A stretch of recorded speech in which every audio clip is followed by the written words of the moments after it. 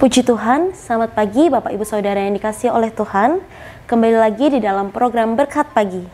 Sebelum kita memulai aktivitas kita, alangkah baiknya apabila kita mendengarkan apa yang menjadi isi hati Tuhan untuk kita semua. Pada saat sekarang ini, tidak jarang kita mendengar istilah Kristen KTP atau ada juga yang disebut Kristen Natal, di mana istilah ini merujuk kepada orang-orang Kristen yang beragama Kristen, tapi mereka jarang beribadah.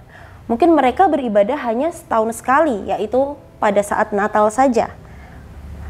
Dan mereka tidak mencerminkan kehidupan Kristus di dalam kehidupan sehari-hari.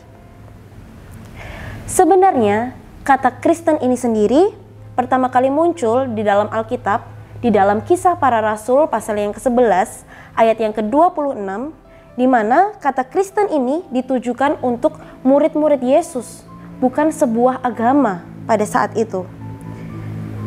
Jadi, orang yang dapat mengatakan bahwa dirinya adalah orang Kristen sebenarnya bukan dengan status agama saja. Tidak ada istilah Kristen KTP, karena Kristen sendiri sebenarnya mengarah kepada murid-murid Kristus yang mana mereka melakukan apa yang menjadi kehendak Tuhan. Pada pagi hari ini kita akan belajar kembali di surat Titus, pasal yang pertama ayat yang ke-16. Akan saya bacakan, Bapak Ibu Saudara dapat menyimaknya di rumah masing-masing. Titus 1 ayat yang ke-16. Mereka mengaku mengenal Allah, tetapi dengan perbuatan mereka menyangkal Dia. Mereka keji dan durhaka dan tidak sanggup berbuat sesuatu yang baik. Di sini dikatakan mereka mengaku mengenal Allah, tetapi dengan perbuatan mereka menyangkal Dia. Ini merupakan hal yang sangat tidak disukai oleh Tuhan, Bapak Ibu Saudara. Di mana ada orang yang mengaku mereka mengenal Yesus, bahkan mereka mengaku mereka percaya kepada Tuhan Yesus. Tetapi di waktu yang bersamaan, mereka tidak mau melakukan firman Tuhan. Mereka tidak mau melakukan apa yang menjadi kehendak Tuhan di dalam kehidupannya. Mereka menjadi pengikut Kristus, tapi mereka tidak mau taat. Hal ini adalah hal yang tidak disukai oleh Tuhan dan mendukakan hati Tuhan. Kita akan baca lagi di dalam Lukas pasal yang ke-6, ayat yang ke-46. Beginilah firman Tuhan. Mengapa kamu berseru kepadaku, Tuhan, Tuhan, padahal kamu tidak melakukan apa yang aku katakan? Di sini Tuhan menegur keras kepada orang-orang yang mungkin berseru Tuhan, Tuhan, tetapi mereka tidak melakukan apa yang dimau Tuhan di dalam kehidupannya. Hal ini tidak hanya merujuk kepada orang-orang yang jarang beribadah. Bisa jadi ini juga berlaku kepada orang-orang yang rajin beribadah, bahkan orang-orang yang melayani Tuhan. Tetapi hati mereka tidak sungguh-sungguh mengasihi Tuhan. Sama seperti saat kita memiliki pasangan. Mungkin pasangan kita bisa berkata, aku mengasihimu, aku sayang kepadamu, setiap hari, bahkan hampir setiap waktu. Tapi kenyataannya apa yang mereka perbuat, tindakan mereka tidak menyenangkan hati kita, atau bahkan menyakiti hati kita.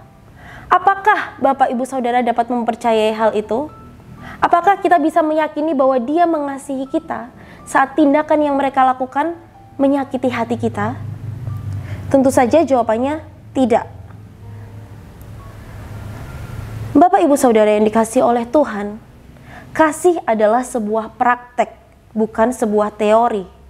Kita tidak bisa bilang kita mengasihi, tapi tindakan yang kita lakukan nol. Tapi tindakan kita justru menyakiti hati Tuhan. Kasih tidak akan bisa dikatakan kasih jika tidak ada tindakan nyata di dalamnya. Sama seperti iman. Iman tanpa perbuatan hakikatnya adalah mati. Kita akan baca di ayat yang sebelumnya, kita akan maju dulu di Titus pasal yang pertama ayat yang ke-15. Beginilah firman Tuhan. Bagi orang suci semuanya suci, tetapi bagi orang najis dan bagi orang tidak beriman suatu pun tidak ada yang suci, karena baik akal maupun suara hati mereka najis. Jadi apa yang ada di dalam hati kita itu mencerminkan apa yang menjadi tindakan kita di dalam kehidupan. Sama seperti sebuah pohon. Pohon apel tentu saja tidak akan menghasilkan buah durian. Begitu juga dengan sebaliknya. Pohon durian tidak mungkin menghasilkan buah apel. Sama seperti hidup kita, di sini dikatakan di ayat 15, di 15 yang akhir, dikatakan, bagi orang yang tidak beriman, suatu pun tidak ada yang suci, karena baik akal maupun suara hati mereka najis. Lanjut ke ayat 16 yang B, mereka keji dan durhaka dan tidak sanggup berbuat sesuatu yang baik. Mereka dikatakan tidak sanggup berbuat sesuatu yang baik karena hati mereka dan pikiran mereka najis. Hati dan pikiran mereka kotor. Begitu juga dengan kita, saat kita bilang kita mengasihi Tuhan, tetapi tindakan kita tidak menunjukkan hal itu. Berarti itu bukan apa yang ada di dalam hati kita yang sebenarnya. Karena seperti yang tadi saya katakan, apa yang ada di hati kita, itulah yang akan terpancar di dalam kehidupan kita. Jadi, jangan sampai kita hanya menjadi seorang Kristen dengan status saja. Tapi marilah kita benar-benar menjadi pengikut Kristus, di mana kita mau melakukan apa yang menjadi kehendak Tuhan. Kita mau benar-benar memiliki hati yang mengasihi Tuhan. Karena Tuhan melihat hati, Bapak Ibu Saudara. Mereka tidak melihat waktu yang kita habiskan untuk pelayanan, kerja keras yang mungkin menurut orang-orang kita sangat rohani. Tapi Tuhan melihat apa yang menjadi kedalaman hati kita. Apa yang menjadi ketaatan kita di dalam kehidupan.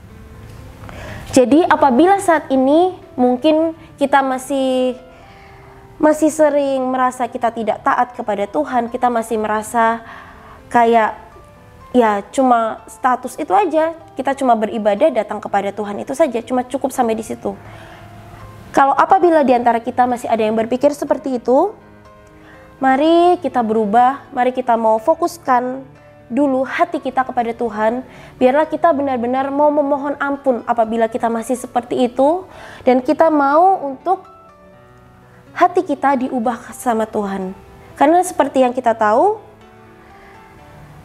kita hanya dapat melakukan kebenaran hanya karena Tuhan.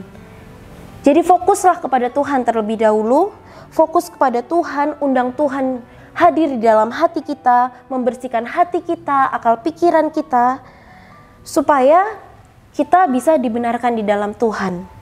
Semakin banyak kita memberi tempat untuk Yesus tinggal di dalam hidup kita, semakin banyak pula kita dapat melakukan kebenaran firman Tuhan.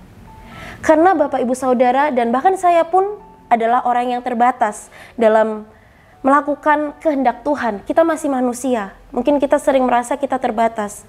Tapi saat kita memohon belas kasihan Tuhan, kita memohon kasih karunia Tuhan kepada kita, maka Tuhan sendirilah, Roh Kudus sendirilah yang akan membantu kita untuk kita bisa taat kepada Tuhan, untuk kita bisa melakukan apa yang menjadi kebenaran dan kehendak Tuhan di dalam kehidupan kita.